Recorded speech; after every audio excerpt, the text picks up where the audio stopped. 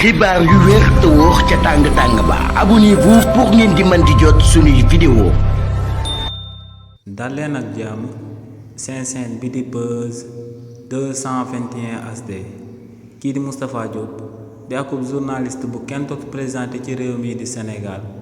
yëkkati na ay kàddu daal di xamal Sénégalais yi lu sabab waa CENTIF actuellement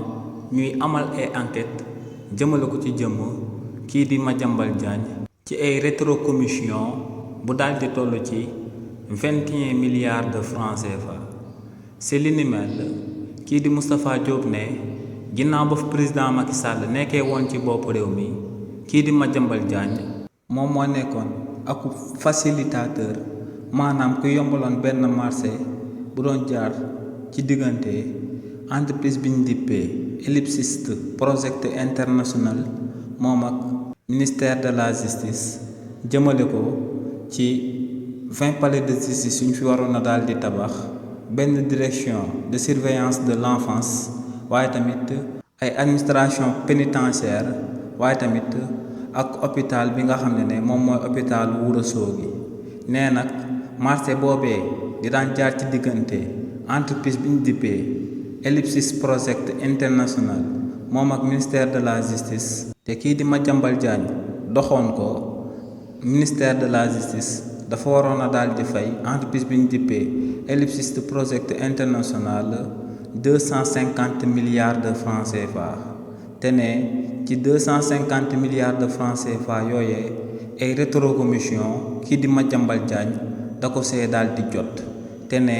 rétrocommission yooyee Madiambal Diagne daal di jot ci marché boobee dafa daal di toll ci 21 milliards de francs CFA waaye nag ne waa ministère de la justice à l'époque bañ daan jël marché boobee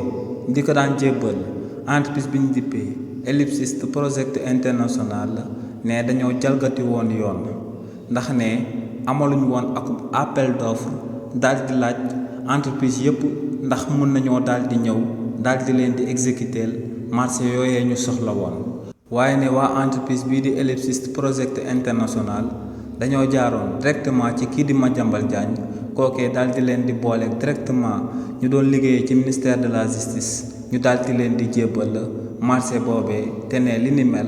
code des marchés publics bu réewu Sénégal da koy daal di tere nee nag sëgëm marché de gré à gré la ne li ni mel moom moo sabab waa CENTIF nekk di saytu transaction yu douteuses yooyu nga xam ne daal dinay am ci mbir moomee waaye tamit kii di Moustapha Diop daal di wéyal ne kii di Madiambal Diagne ginnaaw ba mu daan jot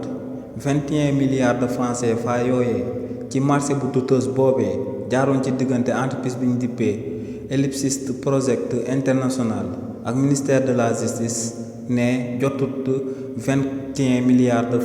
de rétrocommission yooyee directement waaye ne xaalis boobee dafa daal di jaar ci ay jege ñaalewu Madiambal Diagne te ne actuellement waa CENTIF dañoo nekk di identifier ñi nga xam ne ñoom ñoo jotoon xaalis boobee nga xam ne destination finale bi du daal di teeree fenn fu dul ci kii di Madiambal Diagne nee nag waa CENTIF jot nañoo daal di amal